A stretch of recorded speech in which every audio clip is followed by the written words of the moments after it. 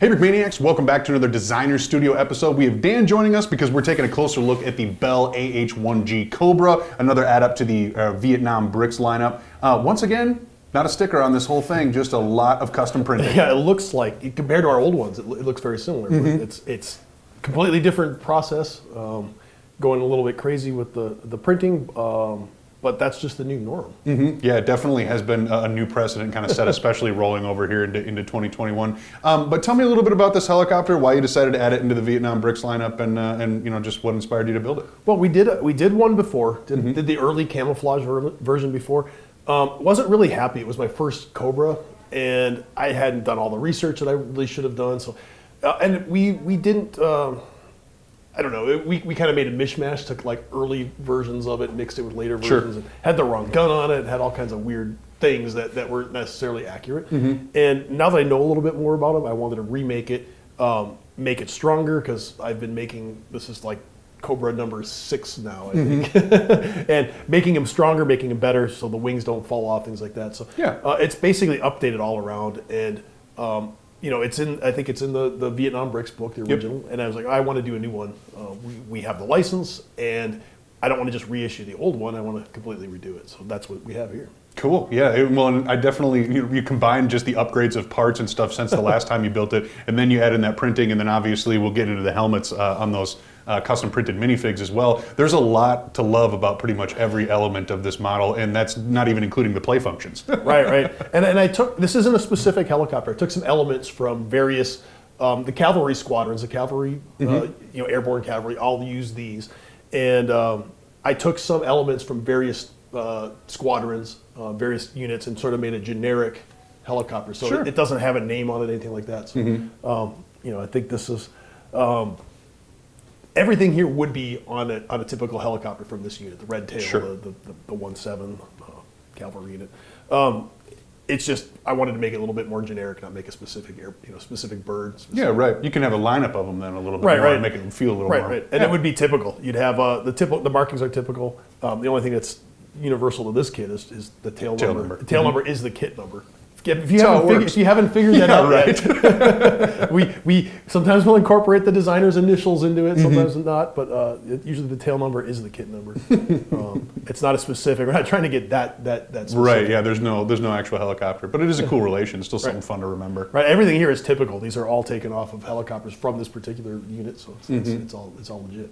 Well, if we start off walking through the printing, I think we got to focus on that shark mouth just to begin with, because it's all in pieces, and the way it comes together and matches is really, really cool. Yeah, it worked out really well. We've done this previously with stickers, and the previous one had stickers. Then the gun was actually built to color. But this is a different helicopter we're copying. We're modeling a different. You know, every artist who does the shark mouth has a little bit of different take on it. So this is a different one. Wanted to try something different. The eyes on there. Typically, you'd have this logo, this insignia. It's a cavalry insignia, just says which unit it is. Sometimes you'll have it up on the front of the turret up here. Sometimes you'll have it, at various places on the helicopter. Put it up on the tail fin, because that would be in lieu of where usually the name of the helicopter. Sure, that makes sense. So moved it there. You can move it around. It's just a tile. So and did put the cavalry, the little flag on the back. That's also a cavalry symbol. If you had our ACAV pack, you would recognize some of these symbols from previous Vietnam Bricks releases we've done. Something you would have seen pretty regularly. Absolutely. United States Army. It's on all of the tails. If you wanted to, you could get the Vietnam helicopter sticker pack and change that up with different. Oh, sure. There are some different variations. You just might have to do some editing and cutting the stickers, but you can definitely change that if you wanted to. Customization options are available. That's good to know. They definitely are. Yeah, that's cool. So. Printing on the tail, printing on that tail. Those bricks are printed on both sides, I should point out, and also the tail rotor. Right. Yeah, because you got to match the yellow from the top rotor. Right. And there is another version of this would have a red and white stripe. It's just I picked the yellow. In fact, the helicopter I had pictures of had one of each. It had one with the yellow and one with, like, they must have gotten damaged. They replaced it. Yep. Just grab the parts that you have available. Makes a lot of sense. Yeah. Armament-wise, this is pretty typical. This would be like almost a heavy loadout. Okay. The heaviest loadout would be, these are 70mm rocket pods. The heaviest loadout would have 4 of those. Jeez. If you wanted to if you're like literally aerial artillery, you'd have there's 70mm rockets. This one has 2. inner pod on this one is a minigun. Okay. It is a 7.62. It's the rifle caliber minigun. And that would be on. Sometimes you'd see that in the nose turret. So the Cobra has a nose turret, and most of them had a twin turret. It would have two options. You could either have a minigun and a grenade launcher, or two grenade launchers or two miniguns. Sure. Okay. And the typical loadout would be, they would, this one I just copied. It had two grenade launchers in front. The minigun was in a pod on the wing, which means you'd have to move the whole helicopter. To Yeah, fire it. sure. You swivel. Yep. And then they had another minigun on this side. So this is actually 20 millimeters, XM 195. Beefed up. Yeah, sure. So it's like a Vulcan cannon, like out of aircraft cannon, but they compacted it, cut down the barrel, made everything smaller. So you're in a helicopter, you're much closer proximity than a jet. So they didn't need that heavy Vulcan, that huge barrel on it, so they cut it down. Well, and especially for this one that was designed to literally fly straight into harm's way at low altitudes. Yeah, right. Right. It went out looking for trouble.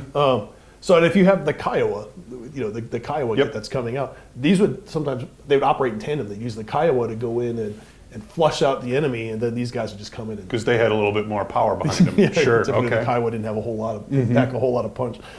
Well, and it is pretty impressive. We love the helicopter loadouts just because it's so much loaded into those short little wings. But this is a cool example of that too, where it's just kind of like there's a lot going on here, from that front turret to everything that's going on the sides. This thing is a very small, compact helicopter, but can clearly pack a heck of a punch. Right, and the idea was they took all the like helicopter mechanical components out of the UH-1 and got rid of everything they didn't need.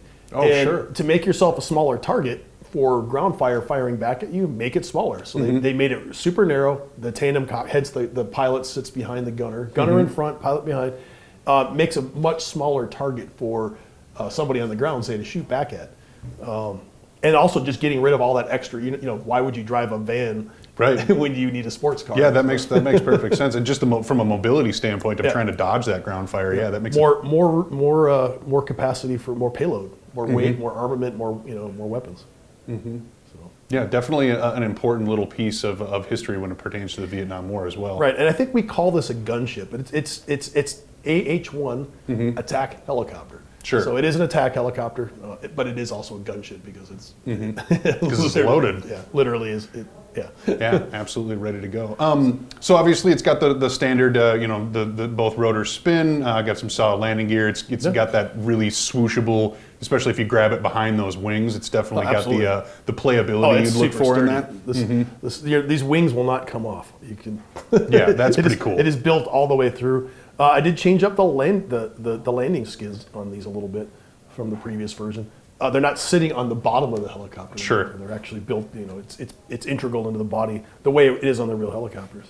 Well, and it clearly balances well. You can move it around and all that kind of stuff. Got some detailed cockpit interiors. We'll go over the figures here in just a minute. Yeah, there are we did do new cockpit artwork, yeah. So cool. It's not like a recycle of an old one. We did a specific Cobra, Vietnam era Cobra cockpit for it. So that's new as well. Yeah, that's really cool. That little grenade launcher on the front, I know that rotates as well. Of course. Yeah. So it is a turret. It has to do with turret things. So this has two little stub grenade launchers, basically that Mark 19 mounted in without all the handles and stuff like that. So it's essentially a 40 millimeter grenade launcher. And a very, very cool little model. Anything else feature-wise you want to go over before we drive into the crew? No, go for the crew. I think that's the star. Sweet. Well, it comes with a two-person crew, so now let's bring in Landon and take a little bit closer look at that Cobra. All right, two-person crew for the Cobra, custom printed helmets, yes, custom printed details. Let's jump into these guys. Which one should I start with? So we have the... Well, let's go front to back. So we got the gunner, pilot, right. And the pilot, right? Off the bat, kind of at a glance, similar looking figures. They're wearing those fire retardant Nomex flight suits, kind of common of that Vietnam era. And that's where doing a little bit of color shifting, starting with dark tan to get that kind of sun faded or just off olive color to it. And so on the gunner, he's got that chicken plate is what they call that. So it's just the body armor, early body armor that they were using. You'd see them really common in attack helicopters. You'd see them like on Huey crews, but definitely with these attack helicopters because they're taking some of the main fire. You're sticking your nose right to the ground fire. So in this guy, custom 3D printed helmet, both these guys. I will note that there is a historical edition of maybe like, I don't know if that's his call sign on the back of the helmet or something. Helmet artwork? Yeah, helmet, just some unique, there's some stories that you can go find. The variety is pretty incredible. If you look at just the way that these guys customize that kind of stuff, I mean, you had some downtime and that's what you did, and I think that's a good representation of it. I believe what they were saying is it's a camouflage pattern of some sort. Is what they were saying. Yeah. But yeah, that's so the pilot gets to sit right behind this gunner, and so he's kind of got that face to kind of reflect, maybe a little bit not impressed. Yeah, like really, guy, really. He's smirking, so there's a little bit of character. I love that There's stuff. a story, a little backstory, whatever. Pilot's wearing a really interesting vest. So this is similar to World War II U.S. camouflage. The local Vietnamese had their own pattern, and I believe locally they would refer to this as their leopard pattern, but it's definitely derived from like World War II, that U.S. frog skin pattern. Oh, okay. Yeah, kind of at a glance, they're similar colors. This has a little bit maybe more kind of like white space in between the different blobs. But you would see specifically these flight, like survival jackets, decked out in that camouflage pattern.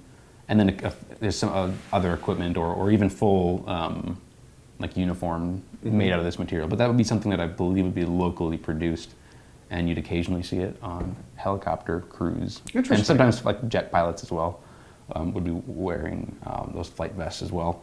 How on earth does he keep track of the camouflage throughout the Vietnam era? Well, especially smokes. in Vietnam, it appears that that's kind of like a center of textiles, I guess. So you would get tons of different patterns made there, and then the troops would get kind of access to this. Plus, they're also like testing a bunch. Like the U.S. government would be testing out a bunch of different patterns during Vietnam as well. So. Yeah, it was some of these special forces groups were literally kind of functioning as like equipment testing, so and pattern like camouflage uniform testing. So, I mean, this isn't directly related to that same thing. But, Sure. But still, everything from like Navy SEALs in blue jeans to World War II helmets with updated fatigue. You know what I mean? Like yeah. it's Yeah, there's I such love a all the mix. different. I think Vietnam is one of the most interesting eras when it comes to camouflage because it's just it's like several generations of camouflage kind of in one conflict. Funny that and Vietnam Month and Desert Storm Month, they're both kind of known for that transition. Eras of camouflage should be stacked right on top of each other. Yeah. He's just got a list. He's got to keep track of all these different kind of things. Oh yeah. Well, you even into like Desert Storm, you'll still see these camouflage patterns that were developed during Vietnam. Right. Woodland that was directly developed during Vietnam. So, yeah. Cool. A lot of cool different camouflage patterns. And this is no exception. Yeah, I agree. And obviously we'll continue to see those pilot helmets as we work in that era. That is a mold that we really, really like. First debuted on the Hueys. Looks like it takes the printing really well too, so that's kind of a nice upgrade to see. Some cool little figures. Absolutely. Anything else you want to go over on them? Pistol holster on the gunner, but that's it. Other than that, good to go. Two-person crew comes with the AH-1 Cobra, signed by Daniel Siskin for Vietnam Bricks. That is the Designer Studio episode. Thank you very much for watching.